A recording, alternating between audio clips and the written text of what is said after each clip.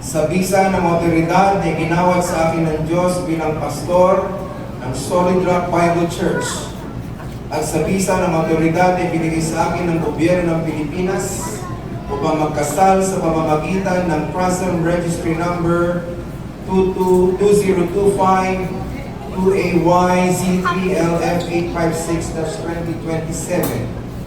Kayo, Ronald Brian Manaklang Aison and Princess Berardo Espinosa ay pinapahayag ko na mag-asawa na. Ang pinagsama nga ng Diyos ay huwag papaghiwalayin ng tao. Ngayon, saksihan natin ang kanilang unang halikan bilang mag-asawa. Ayan. Alright. Princess. Okay, camera, yes. Mabuti, ha? Right? Iyakapin mo si Princess. And Princess, iyakapin mo kay Brian. And then, kiss each other. Yeah!